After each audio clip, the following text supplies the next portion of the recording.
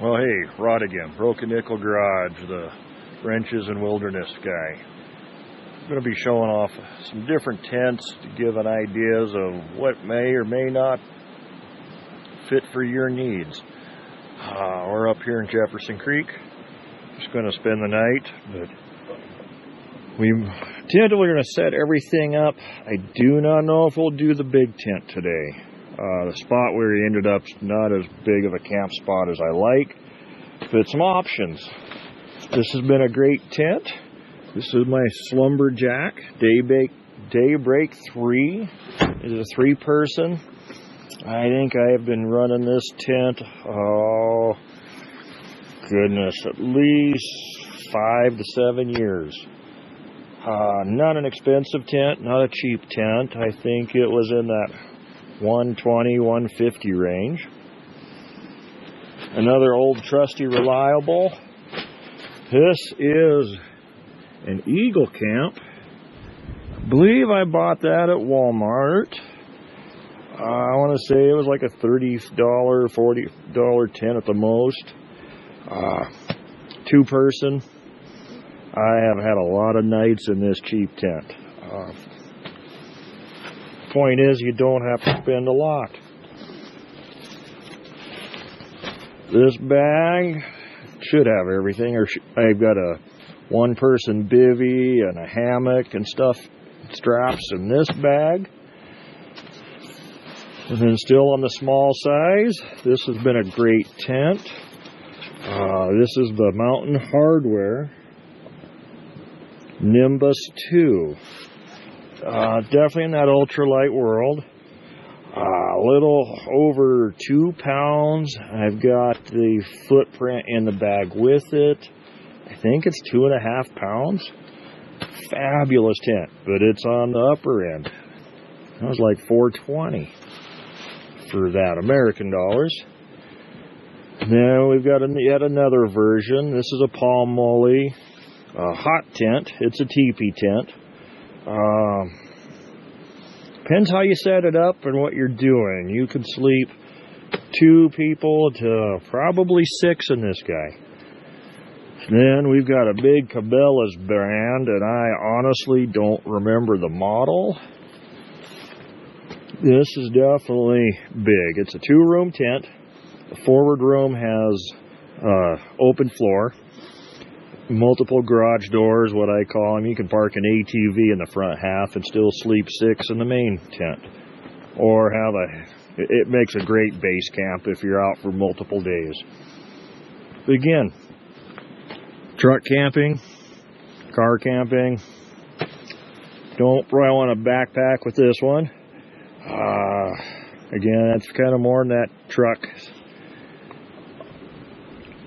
type campground. I do pack it once in a while on my motorcycle for moto camping. Of course, something like this, you can do it all. Backpack, moto camp, adventures, jeeps, you name it. This one's another 2-person, and it's easily 4 times the weight of this. And the poles are much longer, so you can see takes up a little more storage room. Hammock, of course, you can always tighten them down into a very small package. The 3-person, you could backpack with it.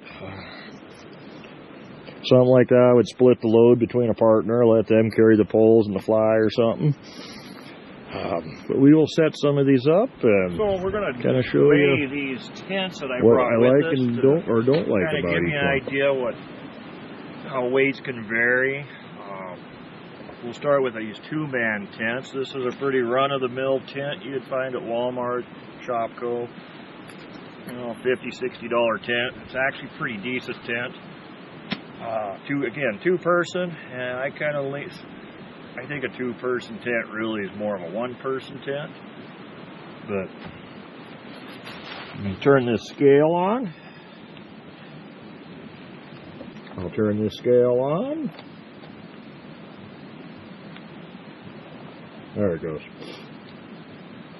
Alright, so you can see it's still thinking. Our scale is zeroed out.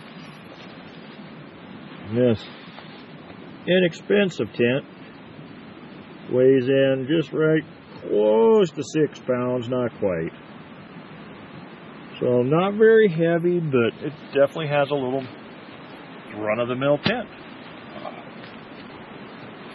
Now we step up to more of the ultralight tent, like this, my Nimbus Hardwear Nimbus 2.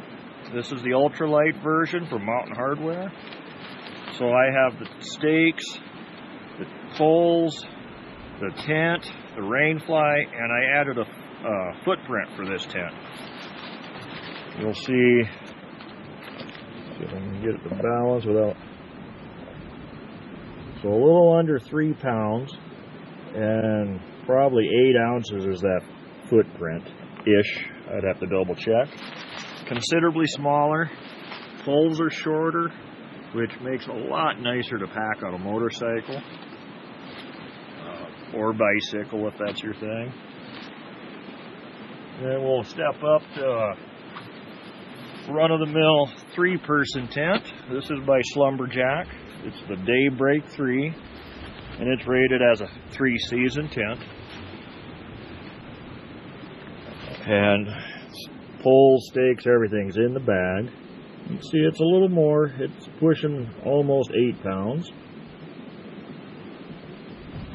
But again, something a guy could definitely take backpacking. It's a little bigger than I like for backpacking, but if you had another person with you, you could share the weight. You know, have them pack the poles, the rainfly. This little kit can be dummied down a little more because I got plenty of stuff in here. It's part of one of my hammock kits with straps, and might even have a bed liner in here and a bivy sack. So 6.5, a little over 6 pounds. But again, ultralight is giving you a lot more bang for the buck if you're willing to spend the money. And then if you're looking to get into a family tent, there are some awesome large tents. I've got one from Cabela's that we've had for probably 15 years, maybe 20, but 15. It's big. It's a 2-room tent, so you easily sleep 6. The front main room is got no floor, so it's great for dining, getting out of bad weather if clouds roll in. But you got to stop and think, how much weight do you want to carry for a tent? So the poles, just the poles for that tent is over almost 7 pounds. Check that out, just in poles. Then the bag and the rainfly.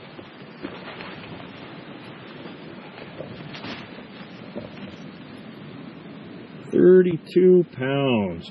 So I mean, you're floating 40 pounds of tent.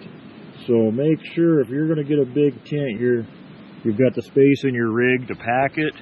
You're willing to pick up 40 pounds worth of tent and move it around, and it can be discouraging for some people. Sometimes it's better to have 2 tents than 1 giant tent. And the bigger the tent, more difficult they usually are to set up. So this is just a quick, simple hammock setup. Normally I would run a couple more draw lines to tension the tarp a little tighter. You can definitely get this to be a pretty lightweight kit. And we only mocked this up, so forgive me, I'm not using tree straps today. This will be coming back down. Adequate shelter. Just a basic, typical hammock. I set it up with a Gore-Tex bivy bag and just throw a sleeping bag in there and you can curl up.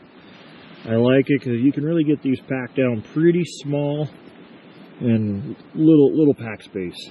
Except I don't sleep on my back very well. And then of course, if it's cooler weather, you kind of want a quilt design on the bottom side of your hammock to help keep you a little warmer. Your tush will get cold if temperatures drop. But it's quick, it's simple. Of course, Bugs can be an issue. That bivy sack's got a net top, so you just cinch it down and it helps quite a bit. But very capable setup, especially if you can sleep on your back. So the next setup we'll talk about, we're setting up my little cheapo tent that I've had for decades. I think it was a Walmart or Shopko. I honestly do not recall. Again, with a cheaper tent, you're going to get just basic fiberglass poles, very generic coupler for the legs, and of course, this being so cheap, they're not color coded, but it's two-pole design, not rocket science. I like side entry tents. They're a little easier to climb in and out of. Good mesh, has decent airflow, and as you see, even for a two-person, it's got a pretty wide in the middle. Just the one pocket, and again, being cheap tent, you don't expect a lot, but it does the job. Holds your light, cell phone, whatever. Get the rain fly put on, and we'll talk about that for just a moment. And so the next tent in the lineup, again, another two-person tent, is the Mountain Hardwear Ultralight Nimbus 2. I like the tent. Things I like about it, the material is light, but surprisingly durable. Again, Nimbus 2.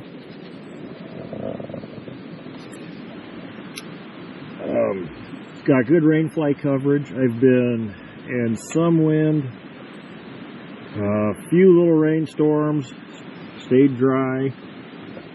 Good aluminum legs. They've got the awesome lock and slide foot holder. I don't know what their fancy name is. Cable adjustments for the rain fly, and if you're in really bad weather, you can disconnect the rain fly and stake it farther out to make sure there's no tent and rain fly contact. It is a front-loading tent. Not too bad to get into. Ample room. Have enough room to keep my bags stored outside. Inside, ample room. The walls are a little saggy. It's just kind of the way this is. It does have tie points so you can run a string inside if you need to dry something. Multiple pockets. Bathtub design floor, which I'm a big fan of. No seams, low. Great zippers. Normally I lay a little plastic tablecloth kind of under the tent and comes out a little ways, gives me a porch, put my feet on, whatnot, keep my feet out of the twigs. Alright, awesome little tent, but again, a lot less weight, but a lot more money. Next is my Pomoly Teepee hot tent. Definitely a lot more work to set up. Once in a while I don't mind it for an overnighter, but typically I like to have this thing set up for multiple days. At the moment I've got both doors half open. If you wanted to get creative, the second half of the door here can be folded open. I like this setup. You have lots of vision. Normally I would have the stove set up, but it's too warm. It's July. I don't need it. Great tent. I've been in some rain with it. I've stayed dry. I've got the half tent set up in here. I've got the pole part way up. I've got two more notches that I could go higher, so we could gain about another foot. Right now the peak is at about 8.5 feet. The inner tent, you can comfortably get 2 people in here. Very comfortable for one and all your gear. So in inclement weather, I'll have one door completely shut. I can get my stove and chair and a little table and ride out the storm. Fabulous tent. Multiple guy points.